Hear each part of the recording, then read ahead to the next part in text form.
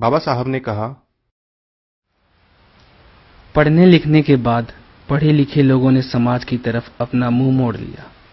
ऐसे लोगों का समाज के प्रति रवैया एक विश्वासघात की तरह है। यह बात 31 जुलाई 1956 की है। बाबा साहब हमेशा की तरह शाम के समय अपने 26 अलीपुर रोड में बैठे हुए थे और काफी उदास थे। जब बाबा साहब के करीबी और उनके सहायक नानक चंद रत्तू जी ने उनसे दुख का कारण पूछा, तब बाबा साहब अपने दुख का कारण बताते हुए कहने लगे, मुझे किस बात का दुख है, ये तुम लोग नहीं समझोगे। मुझे इस बात का बहुत दुख है कि अपने जीवन काल में मैं अपना कार्य पूरा नहीं कर पाया और मेरी ये इच्छा थी कि मैं अपने लोगों को बाकी समाज के साथ साथ राजनीतिक सत्ता के हिस्सेदार बनते देखूं। मैं यह देखना चाहता हूं कि मेरे समाज के युवा भी राजनीति में आए। स्वर्णों ने भारत की राजनीति पर अपना कब्जा जमाया हुआ है। मैं भी अपने लोगों को राजनीतिक सत्ता का हिस्सेदार बनते देखना चाहता हूं। मैं अभी इस पलंग पर बीमारी के कारण बैठा रहता हूं। मैंने जो कुछ सुविधाएं लोगों को दी है उसका फायदा समाज के कुछ ही लोग ले पाए और पढ़ने लिखने के बाद उन्होंने समाज की तरफ अपना मुंह मोड़ लिया। ऐसे लोगों का समाज के प्रति रवैया विश्वासघातकी है। मैंने जैसा सोचा था उससे कई ज्यादा वो लोग स्वार्थी निकले। वो केवल अपने लिए जीने लगे। ऐसा जीना समाज के लिए आत्मघातकी साबित होगा। मैं हजारों लाखों लोगों तक मेरा काम पहुंचाना चाहता था जो आज भी भारत के अलग अलग राज्यों में देहातों गांवों में रहते हैं, जिनकी आज भी आर्थिक और सामाजिक स्थिति वैसी ही है जो हजारों सालों से रही है।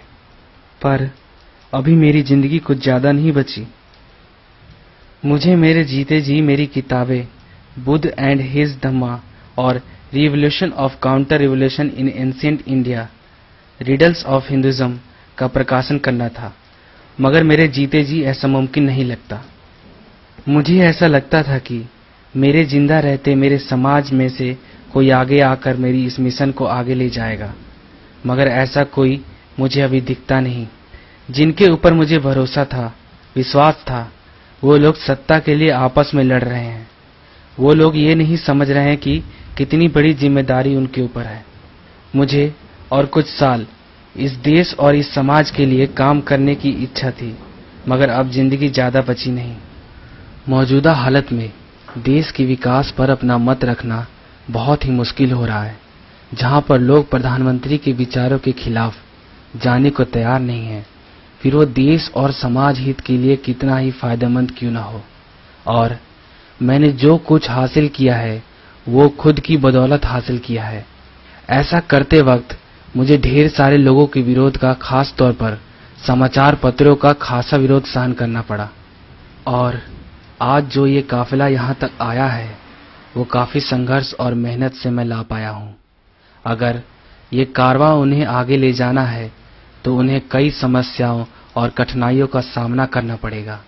अगर मेरे समाज को आत्मसम्मान से जीना है तो ये संघर्ष जारी रखना पड़ेगा। अगर उन लोगों से ये संघर्ष नहीं होगा तो उन लोगों से कह देना कि ये काफिले को यहीं छोड़ दें, इसे किसी भी हालत में पीछे नहीं जाने दें। हो सकता है ये मेरे जीवन का आखिरी संदेश हो, पर मेरे इस संदेश को मेरा समाज नजरअंदाज नहीं करेगा, ऐसी मैं आशा करता हूँ। जाओ नानक जाओ, मेरा यह संदेश मेरे समाज के लोगों को पहुंचा दो। जाओ।